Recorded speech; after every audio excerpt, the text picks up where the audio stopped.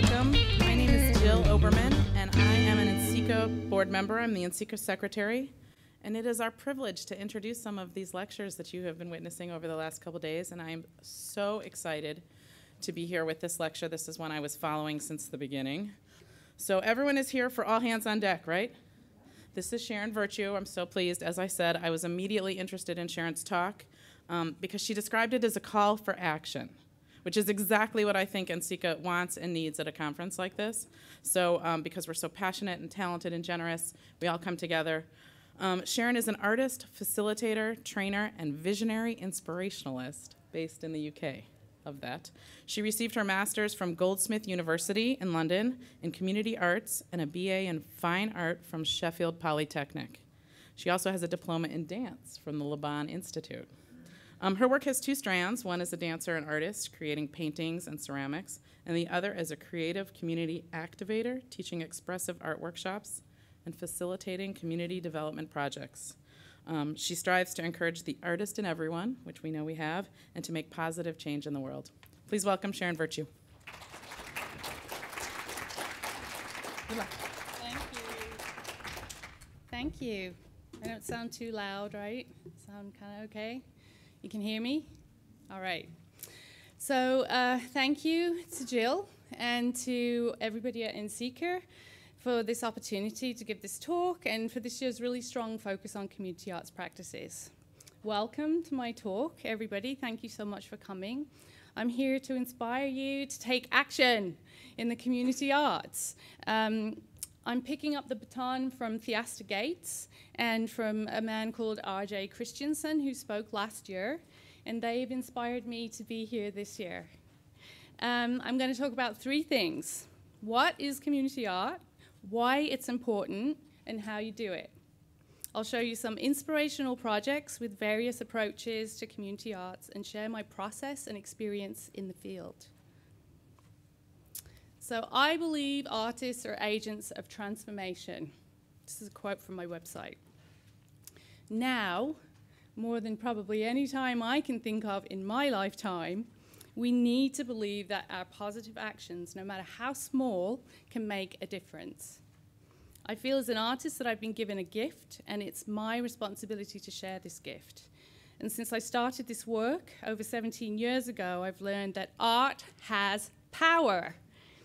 And as artists, that you have power, and that we can facilitate important changes in our communities if ever there was a time, it's now. So can you just all raise your hands, please? I want to have a little, yes, we can! Yes, we can! So let's get into the meat of the talk. What is community arts? So very simply put, community arts is making art with other people in a community setting. No brainer, right? That's a really broad description, but that's pretty much encompasses everything that it's about. So the key players, this is a friend of mine in the center. Her name's Kat Sawyer. She works in San Francisco on all kinds of greening projects. She worked with Slug in San Francisco, an urban gardening project, and she taught me how to build buildings with earth. So as a clay artist, I was really interested in learning how to build buildings. So the key players can be anyone from this group, and it can be, or it could be all of them, depending on the type of project. And you need to learn to hone your people skills. It's because you can't do this alone. It takes lots of time and energy. So where does community art happen? This is a friend of mine, Andrew Contrabecchi, and we're honing our mosaic skills on a bench in San Francisco. I personally have worked in schools, community centers, parks, playgrounds, and orphanages. And if a site didn't exist, I built it. And other really important sites to work are hospitals, prisons, institutions of any kind, and shopping malls, I don't know, you name it, wherever you want a project to happen. Unity Shards is happening right now downstairs in the project space. So it's the last day today. Get down there if you can, possibly, and help them out. They need help. Okay, so we've talked about what it is, where it happens, and who's involved. Now let's get to the why it's important. So community art involves people in public spaces. And there's all kinds of politics around public spaces. And it will, on some level, no matter how subtle or unintentional, it will be political. So community art can help open up alternative methods for communication. So I'll talk a little bit about the ways that it does that. This image is a group of people that I worked with learning disabilities. It was a pop-up shop that I created in Rotherhithe in London. The pop-up shop basically was a response to a regeneration project that was happening in the area. And so on the shop that I opened the project, it was really, all the stores were really closing down, struggling to stay open. And so this, on the other side of the street was this massive regeneration project, but it was displacing the community and really moving important services out of the area. So more about that later. So community arts facilitates creative placemaking. And this has become the official term for community art that involves local communities in the enhancement of public space and using arts as a tool to revitalize and enhance the places where people live. This was my first project I did. The images are not great because my computer got stolen right after I did this project, and so I only have things that I had already posted online, so apologies for the quality of the images. I worked in Mozambique with a group of young homeless boys that were also orphans, and we created this little building called Casa de Paz y Luz, which means House of Peace and Light. That was the name they wanted to give to it. So we didn't have a place to meet for our creative projects that we were doing there, so we decided to make our own creative space, and we designed it and imprinted it with our stories and things that were important to us, and we used traditional methods of building with Adobe to show the importance of traditional skill. And this project really resonated with the boys because it showed them that they could create their own spaces, or at least renovate the places where they were living at the time. So community arts can impact health and well-being. So art sessions have the potential to be therapeutic because they facilitate expression of topics that participants find hard to put into words.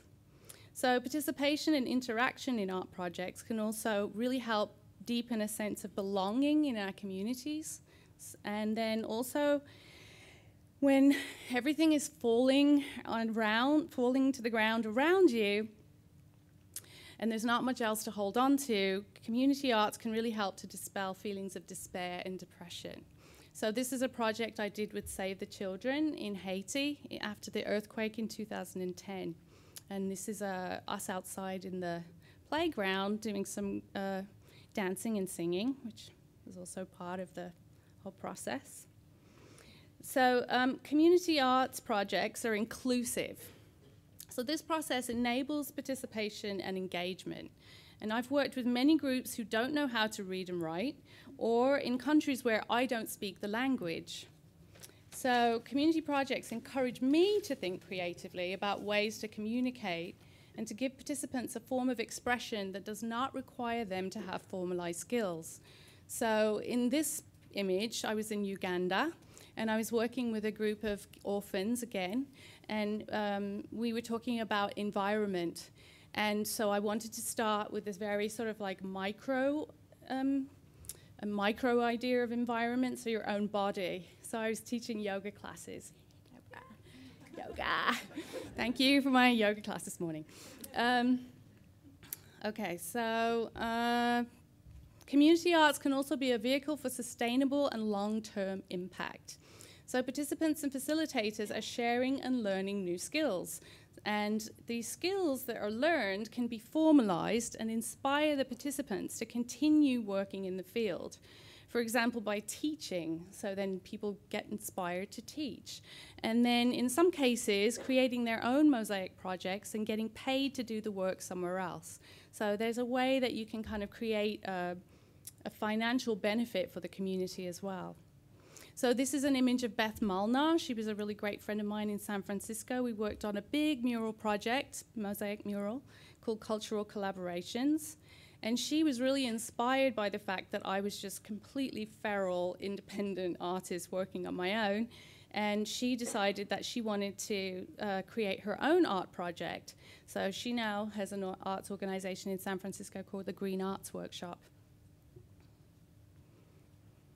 So I think probably one of the most important outcomes of community arts is that the projects themselves grow and ripple out into the community and really inspire participants to think of new ideas of how to carry on other types of projects. People start to see possibilities, and it creates a ripple effect out into the community. So this is us back in Uganda again after the yoga class, and we were originally working on a painted mural at the orphanage. But then the kids decided that they actually wanted to organize a cleanup in their area around the orphanage. So they sort of rallied all the kids, all the little kids in the neighborhood, and they did a community cleanup. And then after that, they started to raise funds to renovate the inside of the orphanage. So they renovated the inside of their space as well as the outside. Okay, so now I've talked about the what and the why. Here are a few examples of projects that demonstrate a variety of approaches to community arts. So this is Stephen Dixon. He's a professor of contemporary crafts at Manchester School of Art, and he is well known for highlighting politically relevant issues in his work. So in 2000, Stephen worked with Amnesty International and a group of Kosovan refugees. And Stephen worked with an art therapist, and in practical clay workshops, the participants explored their experiences of conflict, displacement, and relocation as refugees. And they produced a series of ceramic tiles with the images from the discussions that came up in those workshops. So working with clay was a really cathartic experience for the makers, and this final work, a collaborative fortress, was shown at the Manchester Art Gallery. And then that in itself highlighted the issues of the Kosovan War and the plight of the refugees that were currently living in the UK at the time. So the project itself kind of went out into the community and really highlighted this. So this project's a great example of how community arts can facilitate well-being and offer alternative modes of engagement. In 2009, Stephen worked with the British Ceramic Biennale in Stoke-on-Trent on a participatory project called Monopoly. Stoke-on-Trent is sort of the, you can see that beautiful big bottle kiln there. For the longest time, Stoke-on-Trent was really the center of the ceramic industry in England. And so this sculpture, it was a battleship token from the board game Monopoly. Do you guys know that game, Monopoly? So it represented a memorial, this is Stephen's words, a memorial to capitalist ideology following the banking crisis of September 2008, which, by the way, is still affecting Europe. I mean, the people are still really struggling in Europe, in a lot of European countries. So bone china flower makers were employed to make thousands of little flowers, which was a big part of part of the industry that was happening there. And then they were installed onto the sculpture. So Stephen was highlighting the decline of long-standing manufacturing skills and traditions that are being lost in that area. So this is an example of how community arts can provide ways of engaging and participating and alternative methods of public dialogue. Okay, so the next artist I want to talk about is Clare Twomey. She's quite famous in England. She is a research fellow at the University of Westminster, and her social practice is often more conceptual, with a focus on inspiring people to action by shifting their perceptions and assumptions. So between 2015 and 2016, Clare worked with the Holocaust Memorial Day Trust, and she was introduced to a Bosnian refugee called Nisad. She interviewed him about his experiences in a Serbian concentration camp.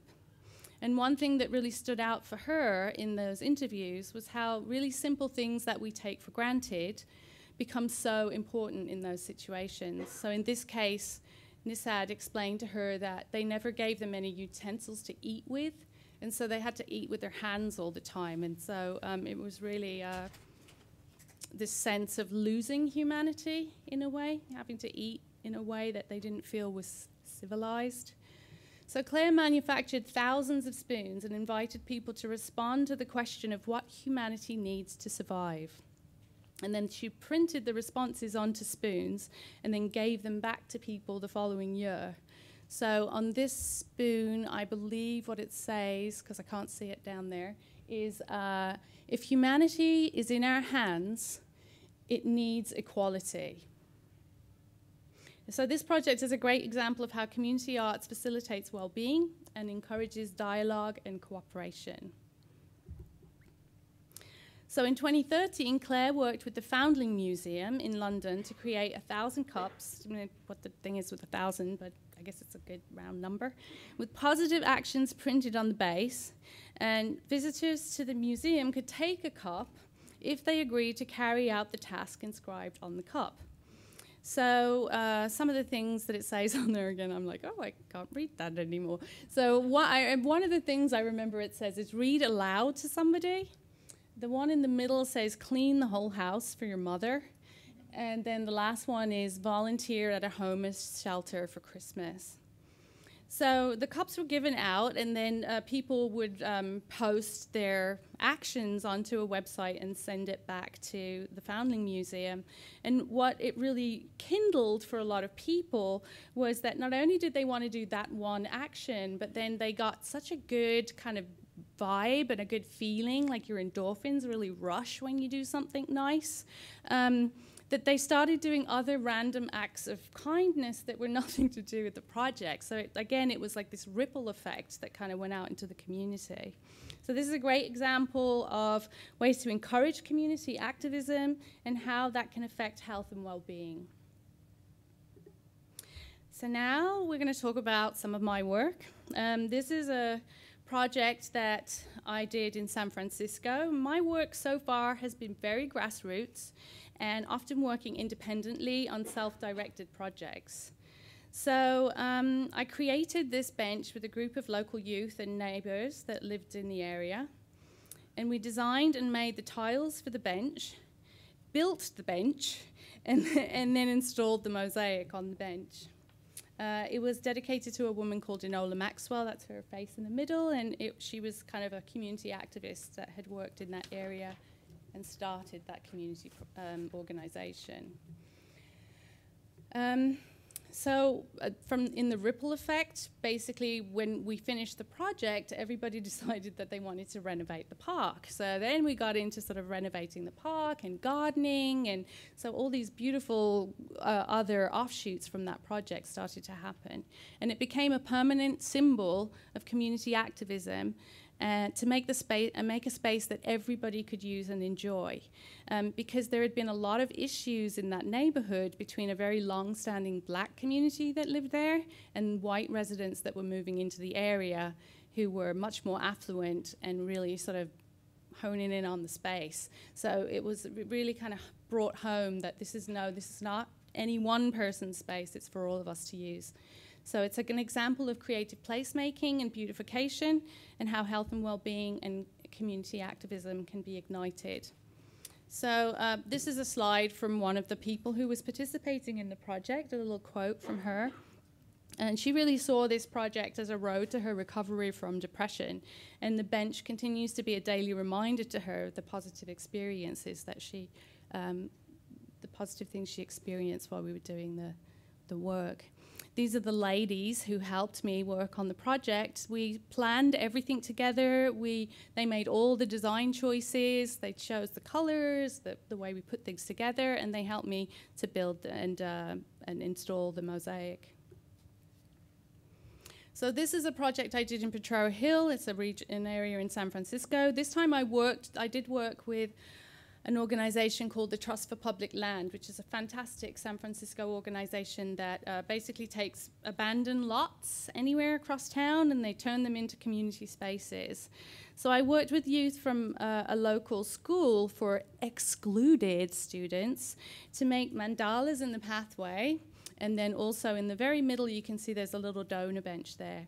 So I collaborated with Laurel True, a mosaic artist in the Bay Area, to make a mosaic bench in the same project that I showed you in a slide earlier. So this is a quote from one of the students who was labeled excluded. And this project really gave them, it's so fascinating. This is not in the notes, but it's just really fascinating to me, the power of language. Sort of like we label something and then we just use that label without really thinking about the impact that it has on the people that are labeled. So these kids, we talked a lot about this, that it really, they felt included and involved, not excluded. So it really shifted their sense of value and worth. And then another quote from another student. So the practical skills that they learned and being outside of the classroom was a new way of experiencing learning for them. So they responded to it much more positively because they were not in a classroom space. Okay, so this is me looking really proud of myself, surrounded by artwork created during that pop-up shop in London. So we've covered some different examples of projects. Let's get into the details of how you do it. Okay, so volunteer. Super simple. There are 3 basic ways in my slides of how to get into a community arts project. So maybe you're not ready to dive into a project on your own, and volunteering is a really healthy first step to learning what it's like to work on a community art project. So it gives you access to, if you work with an organization, they'll give you access to their resources, their knowledge, and most importantly, a really trusted link with the community. So that's a big thing when you're working in community arts. You need to know the people you're working with are invested and believe in what it is that you're doing. So you'll learn how to run projects, you'll refine your people skills, and you'll understand if you like doing it or not. So this is a picture of my friend Clark from Ruby's Clay Studio in San Francisco, where I was running a mobile ceramic studio. And he really wanted to volunteer, and he came along with me to help work with the kids, and you can kind of tell from the look on his face, he's like, help. He realized that he wanted to volunteer, he really wanted to help, but working with kids was probably not the best application for him. So it's important to sort of take those steps slowly and learn as you go. So another way to get involved is by collaborating or assisting with another artist. So this is Laurel True, who I mentioned earlier. She's the mosaic artist who taught me to create mosaics. And we've developed a really strong network of people who, and broadened our outreach into the community by collaborating with each other. So using assistants and knowing, so we're basically doing that ripple effect by teaching other artists the skills in mosaic and other forms of ceramics. So if you think that you're ready to go it alone, my first projects were in Africa, and they were born from the simple idea of wanting to do something meaningful with the skills that I had as an artist. So I funded the projects myself, and I started small. At first, I just went and I cleaned up a little classroom space in an orphanage and started teaching ceramics. But then what grew out of that was returning 3 years later and then building that space that I showed you earlier with that group of homeless boys. So again, that's that kind of ripple effect as the project grew. So that was 17 years ago, can't believe it, and I've gained a lot of experience since then. So I'm going to focus the rest of the talk on the steps to implement your own community art projects, because remember, that's why you're here. We're going to be doing this, right? Yes, you're going to be out there, inspired, ready to go. Okay, so this is a suggestion of my husband, just so you know, I didn't come up with this myself. Shaz's 7 simple steps for success. So commit to the project, refine the ideas, pick your partners, get the money, plan the project, run the project, and evaluate the impact. Okay, so committing. Before starting any kind of project, it's important to understand your motivation, the commitment that you have towards it, and the vision for the project. You got to have really clear goals and lots of energy. because otherwise your project might never get off the ground. So my path has been punctuated with doubt and lack of resources all the time. But slowly and surely, I've been gaining valuable experience and skills and working with different groups of people and managing larger and larger community projects. So refine the idea, do the research. Has anyone done a similar project? Look up case studies, talk to the community that you're going to be working with, as well as the organization. Use them as a sounding board for your ideas, and make sure they are included in this stage of the development of your projects. Is the project important to them? Will it benefit their community? Check the gut scope of the project, and in realistic terms, you know, is it realistic in terms of time, scale, and money? And share the project with your network, your friends, people, family, other artists. I've created a group online on Facebook called All Hands on Deck, and that's where we can kind of like brainstorm our ideas and figure out who is doing what where, and so really building a community of projects around the world. So choosing your partners, important things to consider when choosing people to work with. Really important that your goals and values are aligned, that the host organization has a deep relationship with the community that they work with, and that they trust each other. If you're working alone, that you have that relationship already, and if you don't, you got to work on developing it. That the participants in the project actually want to be engaged in this project, and that you've got the resources, the expertise, and the support you need to complete the project. So I won the Travel Award from NSEEKR in 2009, and I went to Ghana in a little town called Sirigo in the north of Ghana, and I met these ladies from where I'm standing. It's left to right, might be the other way around for you, but it's Addis Bopa, Ayampoka, and Faustina. So I worked with this group of ladies. Faustina was the translator because the people there speak a language called Nankan. And this organization is called SWAPA. It's a women's ceramic cooperative, and they're really dedicated to preserving the skills of the ceramic work that they do, and then also creating income for the women that work in the community. And we had a really fantastic exchange when we worked together there, so I highly recommend working with them. So how much does community art cost? How long is a piece of string? So depending on the project, it can be as little as $500, and I've worked on projects up to $10,000 and more, usually with the support of other organizations. And there are several ways to fund your project if you're not already employed or commissioned to do the work. So a lot of my work is self-funded. I make ceramic art sculptures and functional work. I sell it in shows and galleries, and I donate all the dollars from that to complete the projects that I'm working on. So that's like the super fastest, easiest way to make money, and also really keeps you in the practice of being an artist. So that's a really nice balance that I've found for doing community work. The other way of raising funds is having the community that you're actually going to be working with help you raise the money. So you can do that with bake sales and raffles, and there's all kinds of easy ways for communities to kind of buy into the work that you're doing. And if you can get people to buy in on that level, then they're usually going to be 100% committed to doing it. So crowdsourcing, that's my slide. There are a million different forms of crowdsourcing at this point, and they're absolutely full chock-a-block of all kinds of fabulous case studies for ways to raise money. So do your research, just go online, there's tons of stuff there. And then the last thing is grants. Okay, grants are complicated, that's a whole talk unto itself.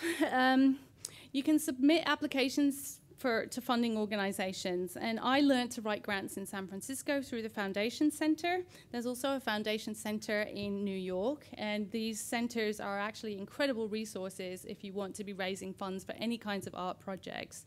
I was able to take workshops in grant writing there, and then I also collaborated with Ruby's Clay Studio members who were grant writers. So I learned a lot about writing from collaborating with them. And just so you know, I won the first grant that I ever wrote, and that was in San Francisco in 2002. So even if you don't really know what you're doing, you can, the money will come to you if the project and the idea is good. So planning your project. Before you start your project, you want to get as detailed as you can about every aspect, including the dates, the locations, the materials, and making sure that the community is buying in. So using tools, whatever, tarot cards, I don't know, whatever your deal is, just like you gotta plan it and get really into the details of it. I am not an organized person, so I always would make sure that I collaborate with organized people, and I'm getting better. 17 years later, getting better. So this is the fun part. Yay! We get to play and create together.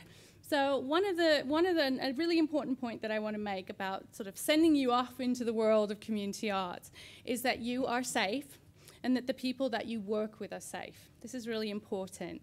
So that usually means, one of the things that usually means is that you have some form of insurance.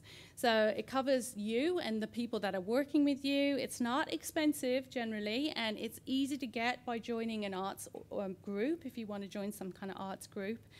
For instance, I have liability insurance with a group called A&N, and they are in the UK. I just purchased it online. It was as easy as that.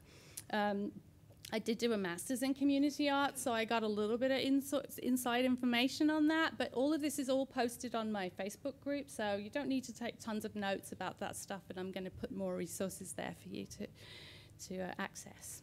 So also that everyone in the room that you're working with can participate respectfully and safely, and set up a list of agreements. We call them agreements.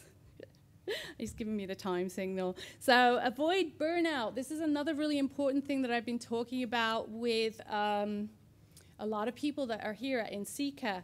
You have to take care of yourself. You got to stay healthy and positive about your work and know when to take a break and take it. So there's a couple of other things written there, but I'm going to scoot through them because these guys are going to kick me out of here in a second. One last slide, evaluation. So it's really important to understand and reflect upon what you have done. And as a practitioner in community arts, you really want to be knowing, did we achieve our goals? Did we, was the community engaged? Did we... And then if you've gotten funding from a funding organization, they're going to want to know how you measured the results of the project. So there's lots of different models for evaluation. As I said, they're all on the Hands on Deck Facebook group that I've got. All right, so if there's one thing I want you to take away from this talk is that you can do it. So we've talked about what it is, why it's important, how you can do it. I hope I inspired you to take some action. This is not rocket science. Just get out there. You just need the motivation. And if there's just one thing I want you to take away is that, like, this is possible. I can do this. So you can join me here. This is my contact information, and join the Facebook group if you haven't already. Some of the people in here are already part of that, so please join us. There's lots of people around the world who are really want to be more engaged and really want to be doing more community work. So yes, we can.